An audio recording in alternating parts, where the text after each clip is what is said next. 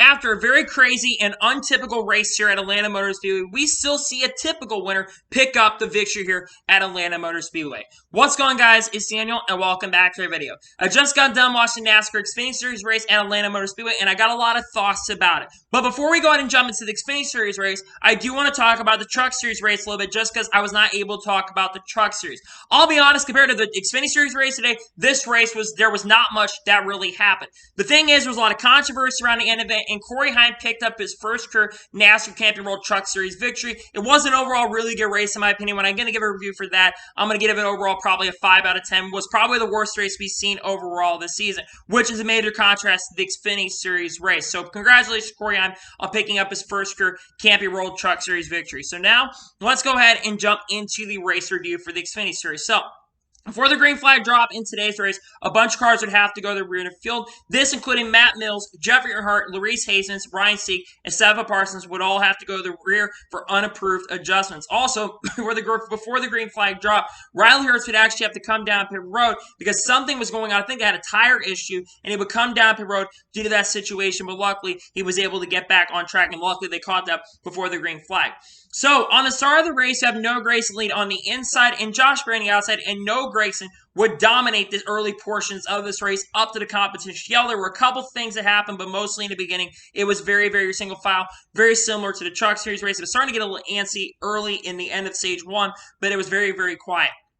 And then we see a bunch of guys decide to play some strategy here. This included AJ Allmendinger, Daniel Hemrick, and Massey during that competition caution. They came down pit road while the rest leaders decided to stay out. And then Daniel Hemrick would actually have to come back down pit road due to basically having too much tape on the grill, and had to basically put some more back on there, lost too much tape on the grill as well. So they have to come back down pit road. Thank God they caught that during the caution. So on the restart, I have Noah Gragson leading from the inside with Brandon Jones on the outside, and we were able to see Noah Gragson pull away in stage number one. And then we also saw Jeb Burton have some overheating problems, but luckily they were able to solve that with Jeb Burton. And it came down to a really strong finish. The end of stage one was really, really strong and really, really good. Yeah, multiple guys going for the win, including all the junior motorsports cars, and it would come down to Josh Berry and Noah Gragson, who would battle for the overall win.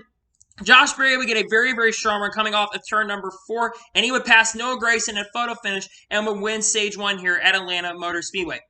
All the rest leaders would come down pit road, while the drivers that pitted under the competition yell, they would decide to stay out. A couple drivers would have to go out to the rear. Brandon Jones and Bailey Kerr would all go to the rear. There was a bunch of drivers, I think, that got penalties after that as well.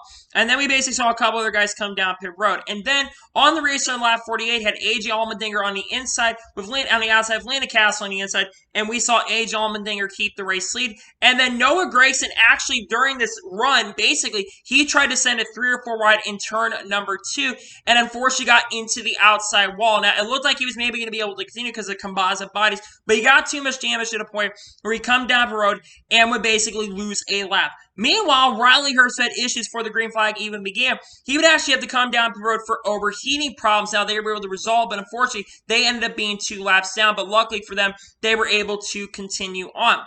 And then we saw some more drivers having overheating problems, including Ryan Sieg, who has an alliance with SHR, which makes a lot of sense why he was overheating, but luckily he was able to continue on. And then basically the end of stage 2 was very, very chill. Not much happened at the end of stage 2, and AJ Allmendinger would be able to win stage number 2 here at Atlanta Motor Speedway. And then we see all leaders coming down pit road, with Sheldon Creed actually winning the race off pit road. And we also saw basically Ty Gibbs has some issues on pit road, and Justin Allgaier also would have issues as well. And we saw like Riley Herbst and Noah Gragson, they basically took the wave around during that caution as well. So on the restart, I have Sheldon Creed on the outside with AJ Allmendinger on the inside, and we saw Sheldon Creed get the race lead. And Sheldon Creed actually would dominate the next portion. Actually, by the way, a lot of drivers would actually get a bunch of truth violations due to the sunset. Drivers like Daniel Hemrick, Brandon Brown, and Kyle Weatherman. And the reason sunset came into play is because the Truck Series race ran so long that the Xfinity Series race had to get pushed back. So you knew this race was potentially going to go into night. And it kept going green for a little bit. And then on lap 99, we saw Trevor Bayne get the race lead for the first time. He led for a few laps, and then my center actually got around and took the race lead from Trevor Bayne. Then Trevor Bayne got the lead back. And then we would see Sam Mayer have some major problems. Sam Mayer would lose the tire and would come down pit road. And then a lap later, we saw some contact between multiple drivers, bringing out the first major incident of this race. Andy Alfredo, I think, got it maybe to the back of Jay Buford. I think someone got in back of Jay Buford. And unfortunately, a bunch of cars got involved, including Jeff Burton, Jay Buford, and Jeremy Clements. They would all wreck out and unfortunately bring out the caution in this race. Then we saw some strategy where some guys came down pit road, while guys like Trevor Bayne, Ty Gibbs, Austin Hill, Sheldon Creed, who were contenders at this point, they all decided to stay out, thinking that they were going to have enough of cars to make it to the end of the race. And then we go back racing a lap 113 with Trevor Bayne leading from the outside with Ty Gibbs behind him in fourth, and Austin Hill was lining up second on the restart, and Trevor Bayne got the race lead. Meanwhile, in turn number 3, we saw some problems between Joe Graf Jr. and Daniel Hemrick. To me, it was just a racing deal. Joe Graf Jr. basically came down a little bit, but Daniel Hemrick overshot into turn number 3. And both of them crashed out very, very hard. I don't think they both fell out. I think Hemrick may have fallen out of the race, but Joe Graf Jr. was able to continue. I know a lot of people are blaming Joe Graf Jr. for that, since it's very easy to blame him for the wreck. But at the same time, he probably shouldn't have been up there. But at the same time, it really wasn't entirely on Joe Graf Jr. It was just a racing deal. Daniel Hemrick came up and got into him as well. So I'm not going to blame anybody for the wreck. And then we go back racing a lap 123, because they took forever with the caution, by the way. They went back racing a lap 123 with Trevor Bayne leading on the outside, with Ty Gibbs behind him in fourth, and Austin Hill leading on the inside, and Trevor Bayne got the race lead. Meanwhile, we had another basically car that basically spun out, where it was Sam Mayer, who spun out with a flat tire, but he would basically bring out the caution because of his flat tire, but then, like I said, the caution came out. And then on the restart, we have Trevor Bayne lead the field from the outside, with AJ moving into second position to the choose, and Trevor Bayne actually got the race lead. And then Austin Hill also then eventually got around Trevor Bayne for the race lead after leading for a few laps, and they were battling side by side for the lead. And then a few laps later, we see some more trouble in the middle of the pack. Brandon Brown, who was running really well, running 7th, running a top 10 most of the day, he basically would spin after some contact with Sheldon Creed, who got into the back of him, bring out the caution with technically around 25 laps to go in this race. And then we see Justin Allgaier come down pit road while the rest leaders decided to stay out. So, on the restart, we would see Austin lead on the inside with Ty Gibbs on the inside, and we would actually see Austin Hill get the race lead for a little bit, and then the racing started to get very, very intense and very, very dicey. Guys are going side by side, and it looked like it was going to come down to Austin Hill and Trevor Bayne for the overall victory. And then with technically 11 laps to go, the biggest issue of the race ended up happening. The big one was strike between Trevor Bayne, who got a huge run to try to get around Austin Hill on the outside, but Austin Hill basically put a really good block, and Trevor Bayne got really, really loose and basically lost control of his car. And then a ton of cars would get involved. Guys like Sam Mayer, Justin Allgaier, Josh Berry, Noah Grayson, Jeff Burton, Alex Abay, Sage Karam was doing really, really well. Tommy Joe Martins and Stephen Parsons would all get involved in the wreck. And I believe at this time as well, there was actually a hauler issue not too much earlier in the race, which we'll get into later this week on the channel. And also a car went into the grass, but Fox did not catch that. And then we tend to go back racing with 3 laps to go. They took forever on the caution when they should have red flagged it, but they kept going under caution, with Austin leading on the outside and my sider on the inside. And we would see Austin Hill get the race lead. But my sider, who I believe got some damage under the last wreck, he had some major issues and was starting to spark. And the restart, he actually had the lead. And basically, he would get turned by Riley Herbst. Now, both drivers are at fault for the situation, and mainly I'm talking about the 31 team of Jordan Anderson Racing. I understand keeping out with 3 laps to go, but you probably should have brought him on pit road and fixed that issue, because he probably still could have gotten a respectful finish. But at the same time, Riley Herbst could have backed off. No reason to run into turn somebody. I understand Riley Herbst is in a really tough position, but at the same time, there was no reason for Riley Herbst to overall do what he did there. That was a little bit excessive. Again, I understand where he's coming from. At the same time, it was very, very frustrating. Because of that, they decided to go into overtime. And then we basically see overtime on the restart, but also leading from the outside, and Ryan Sieg on the inside. And we saw Ryan Sieg get a very, very strong restart and get around Austin Hill. Meanwhile, there would be another wreck to happen in turn number 1. It looked like there was a situation between Anthony Alfredo. He got into the back of Jeffrey Earnhardt, and multiple cars would get involved in the wreck, including Matt Mills, Stephen Parsons, and Jesse Wuju, bringing out the final caution in this race. And then we had the long overtime, basically long red flag. And then the cars got back going, and it came down to final restart with Ryan Sieg, who's looking for his first career NASCAR Xfinity Series victory. He's been in the series for a very long time, for nearly 10 years now. He's looking for his first win. And then he got Austin Hill on the inside. Then he had Riley Herbst and Ty Gibbs, who were third and fourth on the time. Ryan Sieg gets a really, really good jump. They're side by side going into turn number 3, and Ryan Sieg gets the jump. But coming into turn number 1 on the last lap, as they came to the white flag, it came down between Ty Gibbs and Ryan Sieg, who had issues in Las Vegas. It came down between those two drivers, and Ty Gibbs makes a aggressive move in turn number 1 and gets around him, and we see the guys going 3 wide, but Ty Gibbs basically pulls away, and they all try to catch Ty Gibbs coming off of turn number 4. Austin, it looks like he's going to have a very strong chance to beat him, but not going to happen. And Ty Gibbs coming off the corner, and somehow, after all the chaos and craziness, Ty Gibbs comes off the corner and picks up his second victory of the 2022 season and gets, I believe, his 6th or 7th career NASCAR Xfinity Series victory. Yes, Ty Gibbs did not have the best car, and yes, he had some cautions to help him. And yes, I know he's in the best car overall in the field. Ty Gibbs, though, is one of the best in the NASCAR Xfinity Series. And I don't know if he's officially ready for Cup yet, but I think he's getting close to being ready for Cup. Guy knows how to be in the right situation. Second race for him the last 3 weeks where he's been up front. He absolutely deserves his victory. I know he didn't have the best car overall, but again, I don't really know if anybody had the best car overall. So huge congratulations, Ty Gibbs, on picking up his second victory. Second of many, I think Ty Gibbs is going to win a lot of races this season. So now, let's go ahead and jump into the results. So, Ty Gibbs picks up the victory. Good win for him.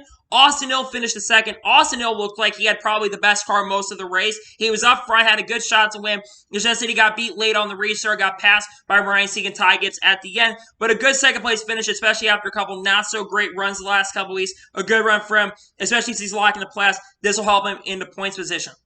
AJ Allmendinger finished his third. AJ was finally fast for the first time in a couple weeks. I'm going to admit, AJ has not had speed the last week, so to see that AJ had a good run this weekend is really nice to see. Riley Herbst finished his fourth. Yes, it's going to be controversial because between him and Maya Snyder. But at the same time, Riley Herbst is up front. Again, he bounced back from issues early in the race and gets a solid top 5. Good run for Riley Herbst. He needed to bounce back after some not-so-great runs. Solid top 5 for Riley Herbst. Landon Castle finished 5th. Another driver had a pretty decent run. I think he's his 3rd straight top 10 this season, so this is definitely helping him in the points. Landon Castle could win a race this year, especially on one of these super speedways. I think he's a great driver. Solid top 5 for him today.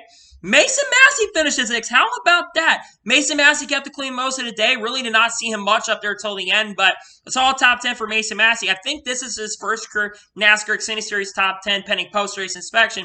So huge congratulations to Mason Massey on that. Brandon Jones finished the 7th. Very solid day for Brandon Jones, especially after a good run at Phoenix. Needs some momentum after some issues the last couple weeks. Very solid top 10 for him. He finishes his 7th. Kyle Weatherman finishes 8th. This is the guy I really want to highlight because Kyle Weatherman is a guy who's very underrated, has kicked ass in pretty much any car he's gotten into, and got another top 10 here. Kyle Weatherman, I think this is his last race right now with DGM Racing, and it's so unfortunate because he deserves to be in a great team. If Joe Gibbs ever has an opportunity for him in that 18 car this year, give this guy an opportunity. He will go out and win for you. Kyle Weatherman absolutely deserves it, plus he's a Missouri native, so of course I do have to support him. But a very solid run, great run for Kyle Weatherman today. It's a shame this is his last race as of now. Hope we see him in more races with the team or somebody else. Sheldon Creed finished his 9th. Sheldon Creed had a pretty good day overall. I mean, Sheldon Creed finally scored stage points. He scored his first stage points of the season in race number 5. Sheldon Creed was up front a lot of the day. I do need to see on other types of tracks Sheldon Creed perform a lot better, but a solid top 10 run for him in 9th. And Ryan Sieg, after getting beat at the end, he finished his 10th. Tough break for Ryan Sieg. I thought he was honestly going to get his first win. When is this guy going to catch a break? He's been so close to winning these races. I hope that Ryan Sieg gets an opportunity here really, really soon, but a good top 10 regardless for him. J.J. Yeley finished 11th. Very solid run for J.J. Yeley. Ran a top 20 a lot of this race. Good run in 11th position. Ryan Vargas gets a top 20 finish. I think his first top 20 finish of the year in 12th position. Very solid run for him. Kept it clean. Was up in the top 15 at the end. Good run for him at the end of the day. He finishes in 12th. Jeffrey Hart finishes 13th. Very solid top 15 run in the Sam Hunt racing car. Good run from Jeffrey. I think this is his 3rd start with the team this year. I'm not sure when his next race is going to be with the team, but he gets a top 15 finish in 13th place. Brad Boff finishes in 14th. Jeff Burton finishes in 15th. Anthony Alfredo finished 16th. So 14th, 15th, 16th for the Hour Motorsports cars. Shane Lane finishes 17th. Never talked about him all day. The broadcast never did. But he gets 17th place finish. Overall, good for him. Brandon Brown, after getting spun out late, he finishes in 18th. Tough break for him, but it's still a solid top 20 regardless. Alex Bay finishes in 19th. Tommy Joe Martins finishes in 20th. Sam Mayer, after his issues, he finishes in 21st. Josh Williams finishes 22nd. 23rd for Joe Graff Jr. after his problems. 24th for Kyle Sieg. 25th for Seth Parsons, 26th for Noah Gragson. Noah Gragson, unfortunately, breaks his good race streak, and it's a shame because Noah Gragson, I think, could have had a shot for a win this race. He was really fast early. He was actually my pick coming into this weekend and other stuff, but a 26th place finish regardless, not a great day for him. This is his worst finish of the year. Will increase the average, but overall, not a major league. Jesse Wooja gets top 30 and 27. Trevor Bayne finishes 28th after his issues. Bailey Curry finishes in 29th. 30th for Massey after his problems. Matt Mills finishes 31st. Sage Karen finishes 32nd. He's looking to go full-time in the Xfinity Series or NASCAR at some point, by the way. Josh Berry finishes in 33rd after his issues. Justin Allgaier finishes 34th. Daniel Hemmer finishes 35th. Maurice Hazen finishes 36th. Jeremy Clance finishes 37th. And Jay Buer finishes last in 38th place. So, now let's go ahead and overall talk about the overall race, give you my score, and then talk about the broadcast today, because I've got a lot to say about the broadcast. Oh boy, you guys are ready to hear this.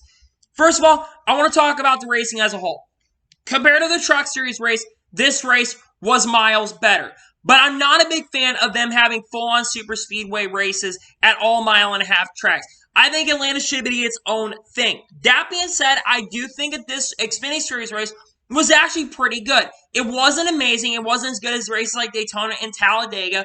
But at the same time, this was a very passable race. Yes, I know there were a lot of restarts definitely helped that. But guys in Xfinity were not scared to make moves, unlike in the Truck Series where they try to stay single file getting to the end. Yeah, guys trying to make aggressive moves, and overall, it was a much better race. And overall, it was a very long race as well, and another race that had a lot of red flags. So, overall, my score of today's Xfinity Series race, I'm going to give it a solid 8 out of 10. I still think it's probably one of my least favorite Xfinity Series races of the year. Probably my second least favorite, but still, it was a pretty good overall race. An 8 out of 10 for me for the NASCAR Xfinity Series race. So, before I close this episode out, I got to rant about the Fox broadcast. Holy crap, the Fox broadcast was so bad today. I'm not kidding when I say this. They were literally doing a terrible job with the camera angles. The camera angles were really, really bad. Again, they did a good job with the commercials, and the commentary was great.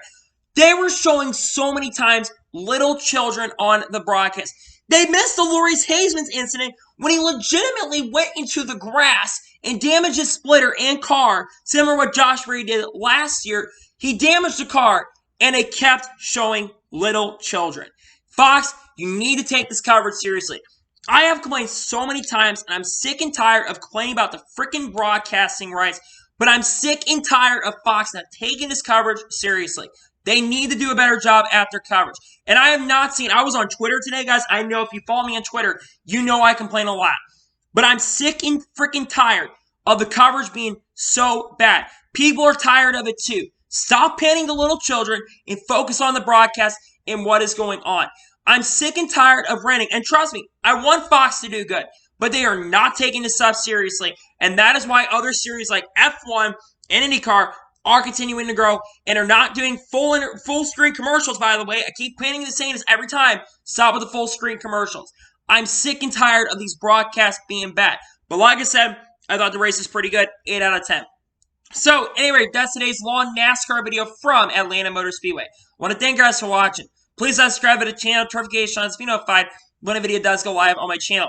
Follow me on Twitter, Facebook, and Instagram, and support me on page as well. Let's go below over that and comment your thoughts on today's race. What are your thoughts on today's race? Let me know below. Let me know your score in the comments below. And congratulate Ty Gibbs on picking up his second victory of the 2022 NASCAR Xfinity Series season. Let me know that in the comments below. Tomorrow, I've got 2 videos going up on the channel. You will see the starting grid for the NASCAR Cup Series race at Atlanta Motor Speedway. And we're going to see the Cup Series review after Atlanta. And judging by how today's race went, it's probably going to be a long race view on this channel similar to this. So anyway, like I said, I want to thank you guys for watching today's video. And I'll see you guys next time with some great awesome NASCAR and other motorsports content on the channel like this. Take care, everybody.